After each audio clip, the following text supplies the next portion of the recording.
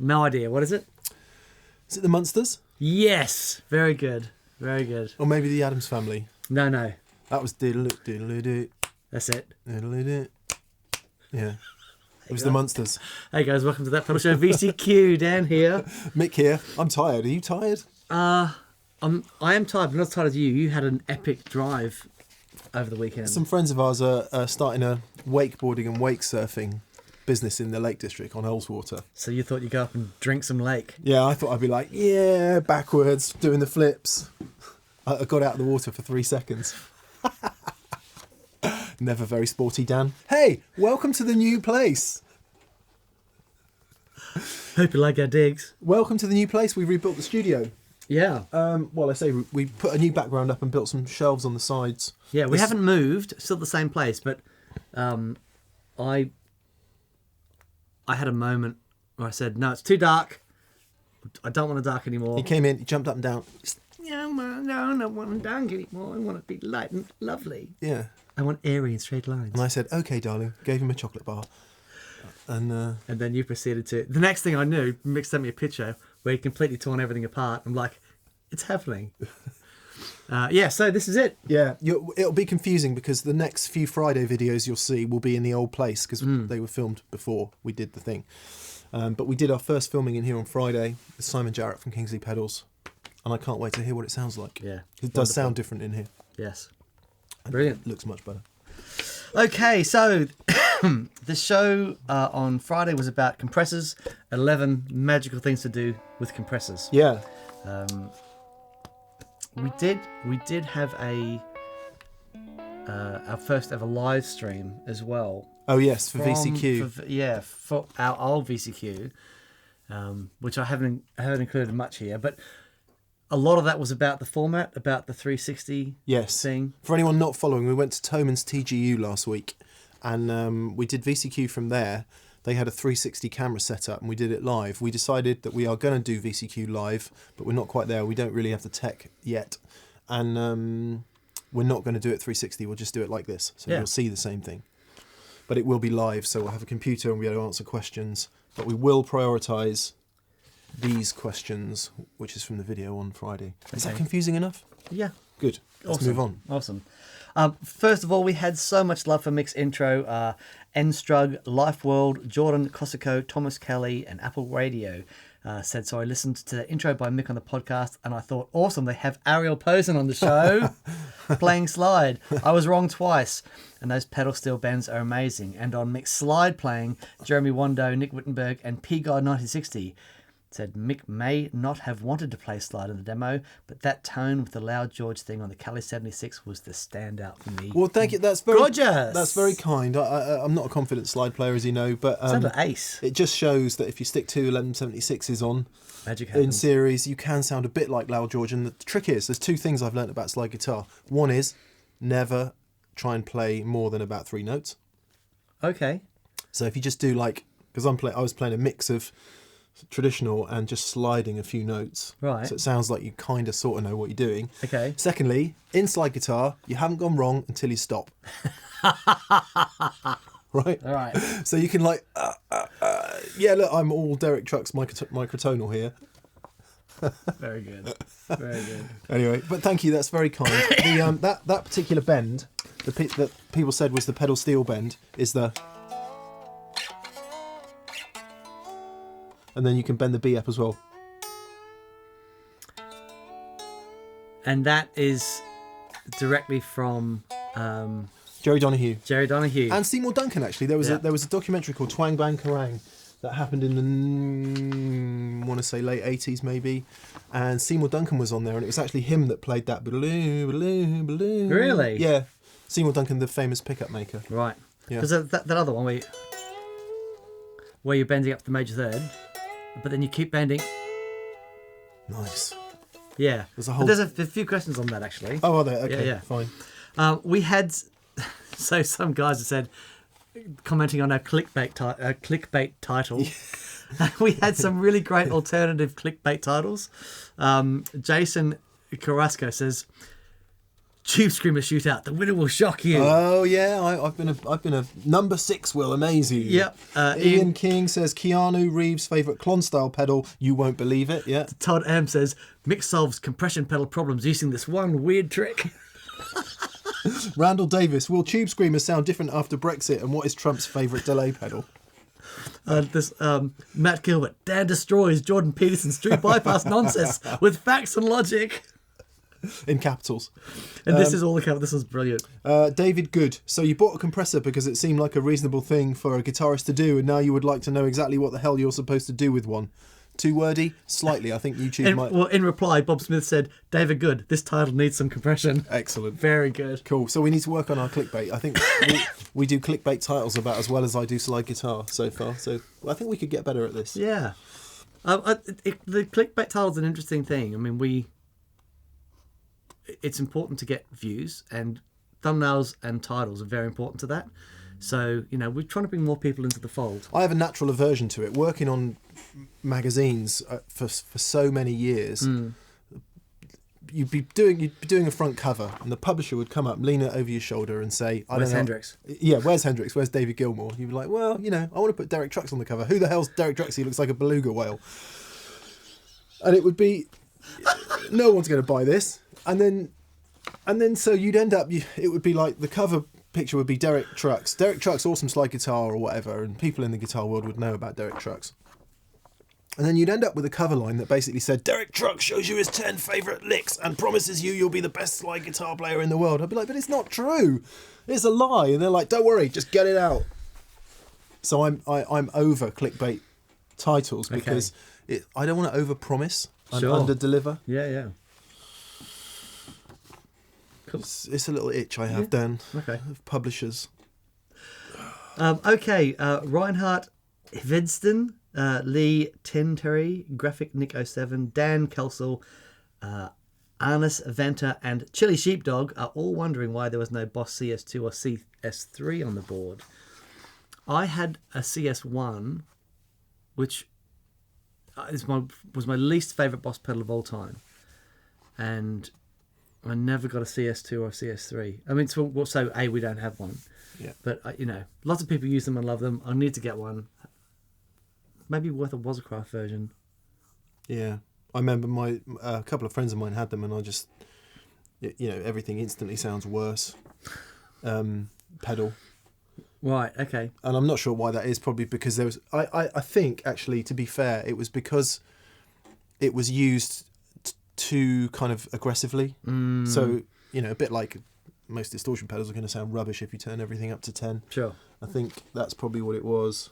Well, Gilmour has used them in the past, I believe. Then it must be the best. That must be the best thing compressor ever. pedal ever made. Well, actually, Dave Gregory and Andy Partridge had them all over XTC stuff. Okay, Nick Burrow says, great show, all of it, but compression before or after Dirt? When you ran it before, it sounded great too. I seemed to like it before Dirt at home, but I guess I need to tinker some more. Seriously, what's the thinking on this? And added to this question, a lot of people saying the compression after Dirt is too noisy. Right. So, if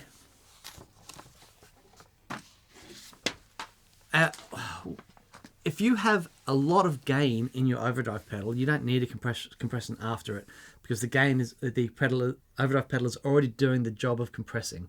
It's already limiting. However, if you've got a really nice sort of medium, low to medium gain thing going on, but it's not sustaining, but you still have plenty of original note, and you want to get that in there, then a compression pedal after that can work really well. And also, if you've got loads of gain and loads of noise, and you're thinking that the compression pedal after that's going to be noisy, well, it depends on the amount of threshold. If it's not a really noisy pedal and but you've got a really low threshold, then everything's going to be amplified. Yeah. But if you just want to sustain it a little bit more, then it won't be too noisy. It all depends on the pedal type. Yeah, for me, I thought the LA2A type ones, the whichever that was, the Effectrode one, yeah, and then the Thorpe one I thought sounded completely awesome after. It really depends on the type, and it depends on whether it's got dry blend on it, because if you run it after, it really helps if you have a dry blend, i.e. you've got, so it doesn't compress the front of the note as it hits the compressor. That's huge. That's a big thing. I actually thought in our demonstration of the Aria, I got confused. I was preferring it with the compressor before, and to me that was what the sound should be like with the compressor after. So I think it really depends on the compressor type. But with the compressor before, you are more often than not adding gain, because you're hitting the front of the compressor of the overdrive stage. So try both ways. Yeah. I've never ever got on with compressors, guitar compressors. But you're loving the doesn't work the for me. Jill Kelly, the latest Jill Kelly thing. I like it, yeah, but if I got it into a band, I'd be like, oh god, I just need to turn that off. Right, sure. Because when I hit the guitar, everything gets quieter. It's like, no, that's not what's supposed to happen. You hit the guitar, it's supposed to get louder, right? So, yeah, I'm as confused as you are, is what I'm saying. And on that subject, actually, there's two questions coming up about that. Vincent Tuckwood, John Dugwater, Gary Mosley, Oyston Roisey, Andy Lord and Jeff Nightingale commented on Dan's War of the Worlds for the win. When I was in high school, I played bass in the school band, and everyone was brilliant at doing their thing, and all I'd do would go. That was my one lick, and because War of the Worlds was massive for me, yeah, and hearing those fuzz guitars through the not the vocoder, what's it called, the voice box thing, that that stuff totally started me on my absolutely. Some of the guitar tones on that are unbelievable. Okay. Chris Spedding, I think, was one of the guitar players on there. Yeah. Herbie Flowers on bass. But anyway, the Herbie Flowers, for anyone who doesn't know, played the Walk on the Wild Side bass line, which is why Herbie Flowers is so cool among many other. Sure. But I just love that bass line. It's so cool. Anyway. Yeah. On this. Literally no idea. PFD Dark Side. Back to what we were talking about, the blend control here. Something dark side. There have been a few players that say a blend control is for people who don't know how to use a compressor, and it's not needed. Is it possible to replicate a blend effect using a slow attack and the correct ratio knee, etc.? In fact, I thought I read Robert Keeley saying he'd never add a blend, but has added one through market demand. What are your thoughts? So, number one, is a blend control necessary? I think so. Yeah, I think there are more options with a blend control. Yeah, I mean, you're introducing your clean signal in parallel. Yeah. So it's useful. Yeah. And what's the next question? Can you replicate having a blend by getting the other controls in the right place? Dan will answer more sensibly, but my logical answer to that is, if you want quite a heavy compression sound on the way it releases, or at least you want to get sustain, but you want to retain the front of that note, you're going to have to be setting the compressor in such a way that it will give you a long release time with some fairly serious compression. Sure. If you add that to the front of the note, then you're going to lose the whole front of the note. Yeah, absolutely. And also that the way the gain stages in the compressions work, they will always add colour. And having the blend control means that you are not colouring your original tones. It's quite a well. significant EQ. There is so much going on in good compression pedals. Yeah. Or good compressors, in general. They're really complicated, and everyone is as confused as I am, it seems, about compressors. Right. Yeah. The ones I like are the ones that remind me of studio compressors. Right, okay. So anything that's 1176 type, anything that's like a LA2A, like a Teletronics type thing. Like finishing compressors rather than input compressors, if that makes sense. Sure. Anyway, blah, blah, blah. Dynacomp Telecaster. Right. R. Covey Duck says, great stuff, guys. Just wondering, as I pursue the website and note that the pedals page has only one pedal, do you have any plans for additional TPS design pedals? Couldn't possibly say, could we? Yeah, Dan? couldn't possibly say. Keep an eye on it. Yeah. Couldn't possibly say. There's a small chance there might be something in the future. Yeah. We do two things. We do have something coming up, which is 100 limited edition Jam pedals Rattler. So take a look out for those. Yeah, but that's not a TPS design pedal. That's just like a special edition with some nice graphics on it. And Yeah. Killer, awesome, our favourite Rat style pedal. Yeah, it was one. That just there's something magic about that thing. And then There just might be something that we've designed coming up in the future. Yeah. Maybe more than one thing. Wouldn't that be lovely? Wouldn't that be great? Yeah, it'd be wonderful. Yeah. Kyle Swaters, or it might be Kyle S. Waters, or it might be Kyle Swaders. Anyone have any idea as to where I can learn some of those country picking licks they were playing during Thing 1? Buy Arlen Roth's Hot Licks DVD from like 1986. Video cassette, sorry. VHS video cassette. There's a great online guy called Doug Seven, Right.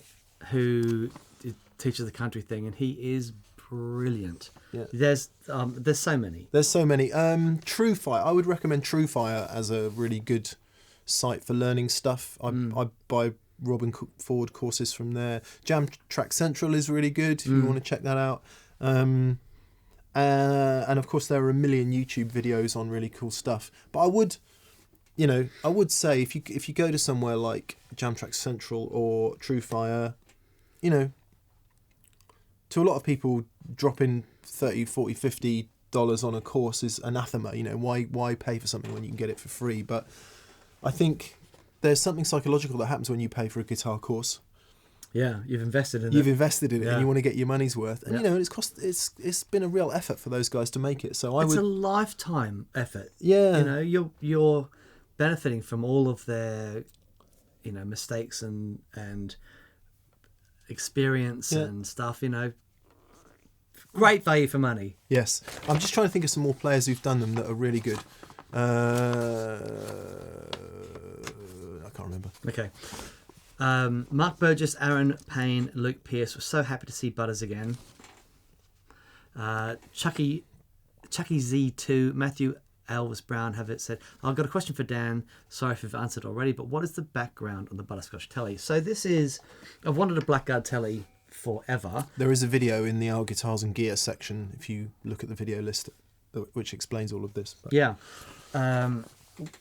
Our friend Neil at the Fender showroom in London gave me a call and said, I've got one in stock if you want to come down and have a look at it. So this is a 52 Heavy Relic custom shop reissue. I'm not a fan of the crazy Heavy Relics, which this is, but within a couple of minutes of playing it, I knew that it was really special. It's just Red has such a unique sound for Telecaster, and I just wanted something to be able to, do the. It's almost like the only similarity between those two guitars is their shape. Yeah, absolutely. They're so radically different. Yep. Which, as a tangent, when people say, "Oh, I want a Telly," or "I want a Les Paul," or "I want a Strat," it's like, well, what Telly? Yeah. I mean, if you compare it to my Telly, couldn't be. Again, right? So, ash body, maple neck,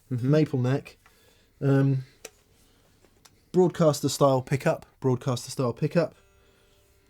brass barrel saddles. These two guitars sound radically different. If you grab that in your right hand, grab that in your left hand. That's amazing, isn't it? Yeah. Yeah. That's probably what, 7.2? Yeah, so light. It's Something like ridiculous. that. Yeah. This is probably near a 9, I would say. Yeah, not a fantastic guitar, that, unfortunately. Sounds good with a lot of gain. Yeah, no, Yeah. I've heard you get some great sounds out of Doesn't that. sound great clean. Anyway, yeah. So check out in Our Guitars and Gear playlist. You'll see a video where Dan talks about Butters and Red in one video. Okay, Lucas Heidenreich, or Reich. Heidenreich, maybe. Lucas. Love the discussion on Nile Rodgers' direct tones. Could you guys do an episode on how to get great direct into the console tones using pedals? It could cover everything from Zeppelin to Nile to Prince. I'm sure there are some great preamps and compressors that would get you there. It's interesting, I thought. It is. Lots of Steely Dan stuff was recorded straight to desk as well. And I don't know if that was from expediency or laziness. It was a real thing, wasn't it, at the time? It was a real... it was a sound. It was a new sound. When if you think about music back then, music was about new sounds. It wasn't about trying to replicate old sounds, which is what music is about now. Yep. Oh, very interesting. Yeah, it sort of feels a bit that way to me, unless Yeah. you're talking like real heavy pop, which I think is still amazingly forward-looking. But most rock and roots music now is about retro. It's not about looking forward. The other big thing there is, plugging direct into desk could mean direct into your Focusrite Scarlett interface. You're right, okay. Or it could be into like an API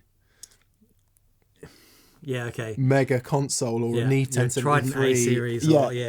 Or something that really, and there is a world of difference between those two things. Sure. But let's try it. I mean, one nice thing about the UA Apollo 8P, which we use, is it has something called the How do I spell that? UGHHHHH exclamation mark exclamation mark Unison preamps. Thanks for the stall, Dan. Unison preamps, which sets up the input impedance closer to what it would be if you actually did have the correct.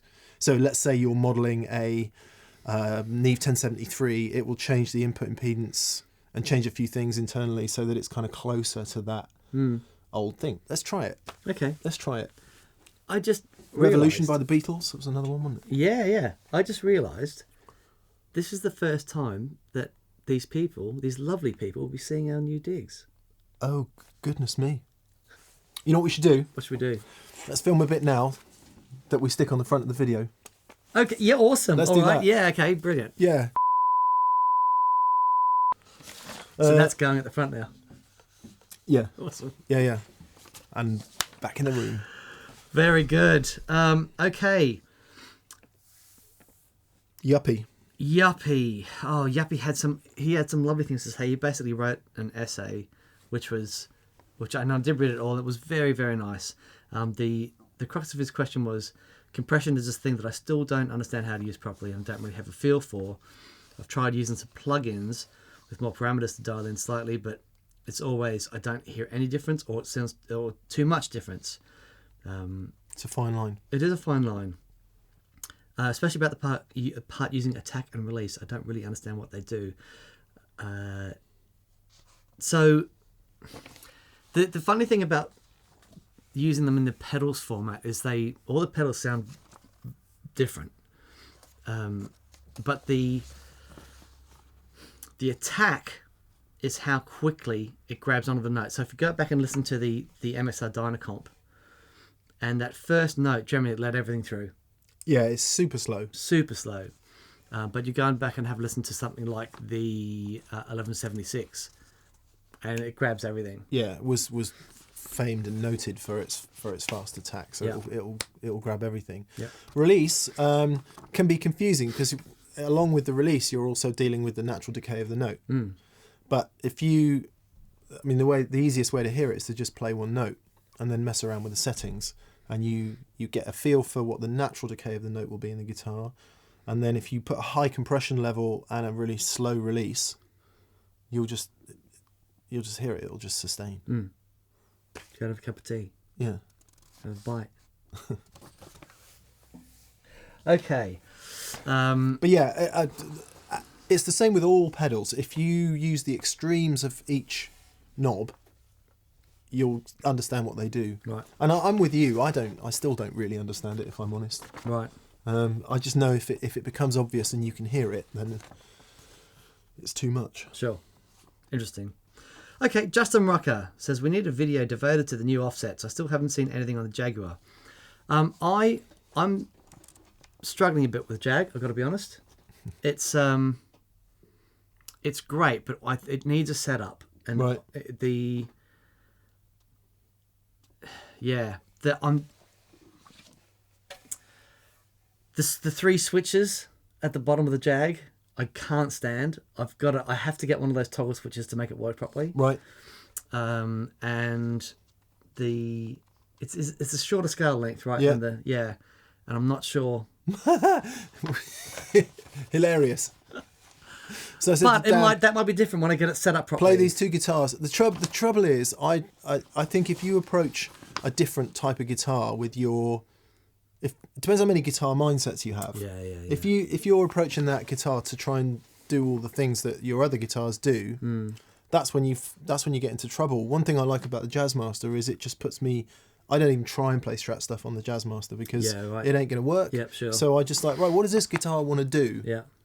An example of which would be when I came here and made all that noise that day. It's wonderful. And it's like, what does this guitar want to do? And for me, that release of not being tied into wanting to play the same old stuff is why a different type of guitar is really valuable, I think. Yeah, But, definitely. I get you on the short scale though. Yeah, it's kind of. I think I need to go up a gauge of string. Yeah. And just try and make that work. But I can see its potential. But the Jazzmaster straight out of the box was awesome. Do you want to swap again, Dan? No. I want to try and get the Jag to work. I do. But have you ever struggled with bound necks? Yeah, that's why my 335. The reason I went for an early 58 type reissue is because it doesn't have binding. Right. Because that might be a thing as well. Something about having the plastic on the wood. I'm like, I don't know if this is. Also, it's so white. That binding is so white. Like the binding on the Lester was really yellow and everything. And that's Anyway, Ford Burden. I wonder if that's your real name. There's a place on the way down to. I drive down to. On the way to Salisbury, I think it is called. There's 2 places. One is called Ford, and one is called Climping. And it says Ford Climping, and in fact, Robbie McIntosh said this to me years ago. I've just remembered. Wow! No way. Where's the horn gone? right there. Right there. I've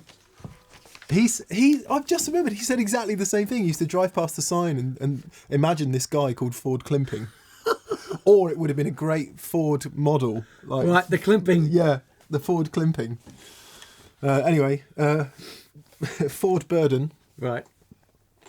Says, check out the amazing Diamond compressor from Canada. It's a great always-on comp. So I included this because we recorded the show, and I think the day later, we had a Diamond compressor. Yes. But we didn't have it for the show. And a bunch of Diamond other pedals, Diamond stuff, which we were going to get up. which is still in a box somewhere. Yeah. But Do you notice I put the tube screamers I up? saw that. That is magnificent. Yeah. How lovely. We will get. I love Diamond pedals. The Diamond vibrato is like one of my favourite pedals ever. It's a big box format thing. We've got high hopes of recording a lot more pick and mixes because, don't tell anyone, the TPS assistant has started. He has. He sat right there. We're not going to introduce him just yet because we want to see, if he's happy or not. If he doesn't run away screaming at the end of the first week, it's going to enable us to make a lot more videos with any luck. Yeah, brilliant. Welcome. So welcome. Name revealed in due course. Okay, William Petrie. How come compressors still sound clean, but when the signal hits the threshold and gain pedals, it distorts? I like this question. So what the saying is, in a compressor, when it hits the threshold, it's still clean, but in an overdrive pedal, when it hits the threshold and clips, it's distorted.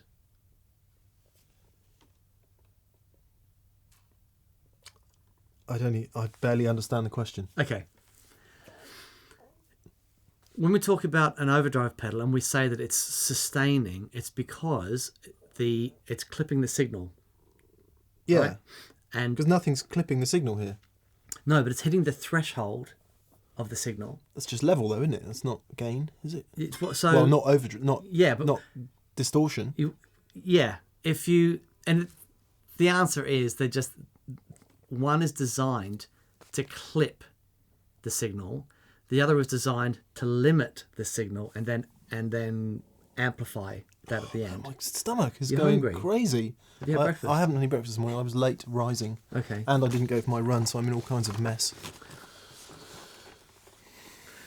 Okay. Yeah, well, I hope that answers it. Yeah, just the compressor doesn't clip. It limits Yeah. and then re-amplifies that to bring it Yeah, an back up to overdrive gain. is chopping the top of the waveform off. Well, no, it's not. It's pushing it till it can't go any further. But the compressor is doing the opposite, isn't it? Yeah, so if you've got a gain stage that amplifies the signal in an overdrive pedal and that hits the top of the available level, but that level is determined by, you might have diodes in there that control the that's control the level at which it clips, and then after that you can make up the. This is quite really loud. bad. It's amazing. Something bad is happening. Whereas the compressor, the signal path in the compressor is all open. And the same thing. Well, lots of people have said, what about when you do an 18 volt compressor as opposed to 9 volt? That's the next question. Volker Linzer says, why is my SP compressor sound so much better at 18 volt than with 9 volts? And isn't a high headroom compressor an oxymoron? So no, all you're doing is you're increasing if you imagine that there's a preamp within what the signal will work, right? And in a compressor, there's loads of headroom. However, it still has limitations. All you're doing, if you have an 18 volt compressor that can use that voltage range inside, is you're just giving that amplifier range more headroom. Yeah. Right, but the compressor will still work the same. But because you can make a compressor distort if you're slamming it. Like, Yeah. Well, that's when you use one as like a parallel chain and you set the compression to mega high, run it parallel alongside your direct signal. I mean, that's a sound. That's something that's used in recording all the time. Yeah, I didn't explain that at all. But anyway, there you go. I'm still confused. As I'm going to be on one of the last questions, which is there much difference from my friend? Is there much difference between a compressor set with a slow attack and one set with a blend halfway for keeping the attack on the note intact, which is kind of what was being asked before. Yeah. Great show, and the explanations at the beginning are better than anything else you'll find anywhere else. Much better than what we're trying to explain now. Yeah, when you check out the description in the videos, because they are, Mick spends a lot of time on them and they are brilliant. But yeah, to answer that question, yes, there is more color to that tone before. Like if you have your compression and it's set with a really high threshold and that sort of stuff to try and get as much original signal through, it will still be colored by the sort of compressor it is. Yeah. Whereas a side, the blend control, the parallel side signal should be as close to an original signal as possible. Anyway, look, we finished on a couple of things. That didn't explain that at all, did it? All right. Well, is there any difference between a compressor set with a slow attack and one with the blend halfway for keeping the attack of the?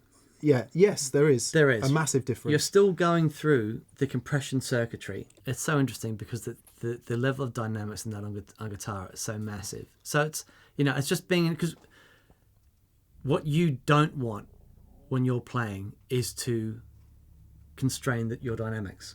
That's the last thing you want. Absolutely the last thing I want. Yeah. But there are times, certainly with some of the things that I do, where I'm doing textural things, where I do want that. If sometimes I want to play a chord underneath what you do, and I just want that. I don't want a massive spike. I want almost like a pad, and I want it to come in at a uniform level, and I want it to sustain. Yeah. So in that context, brilliant. Yeah. Yeah. So and the slide stuff that you did, if you were playing slide. Yeah, that wouldn't be possible for me anyway. But then Joey pretty much never uses a compressor. Okay. Anymore. All right, because he did used to. Do you remember when we first met him? He didn't use one at all. Right. Then we introduced him to the Origin stuff, and he started using it. But on his last two boards, I don't think I've seen a compressor. Okay. Interesting. Yeah, because Right. he has skill. But you can't get the Lowell George sound without it. There you go. Yeah. Very interesting. Okay, finally from Ben Hayes, who wrote some poetry. And I love that. Okay. So, there once was a player named Mick, with many a tasty lick. His latest obsession is pedal compression, and his tone is massive and thick. Nice. Love that. I love that. Nice, Brilliant. nice. Well, thank you. And finally, let's leave the last word to Falcor 1984. So many interesting pedals, cumulatively 10 minutes of content, stretched to 60 boring minutes, filled with off-topic babling. Babbling. I think that's what he meant to say. Says but babling. it does say babbling. Say babling. That's cool. If you are bored, number one, go and watch something else. Number two, you can click the thing down, which you can just go to the bit that you want to watch if you are bored. And I don't know. Is what it is, isn't it, Dan? It is what it is. Yeah. Yeah, we do what we do. Brilliant, guys. Have a fantastic day. Thanks for watching. Don't forget to subscribe. Thanks to our retailers and all that stuff. Click the bell. Click the bell. What Click the even bell. is that? I've heard people say click the bell. Because even if you're a subscriber, Right. you don't get notified when a new video. You have to subscribe and click the bell. Really? Yeah. That's insane. So we're knocking on 200,000 subscribers, most of which aren't getting notified when amazing videos like this come to light. So you need to subscribe and click the bell. YouTube would be so much different if I ran it. Okay. Yeah. It'd be vastly less successful, but much more interesting. Brilliant. All right. Cheers, guys. Have a great week. We'll see you soon. Bye. Bye.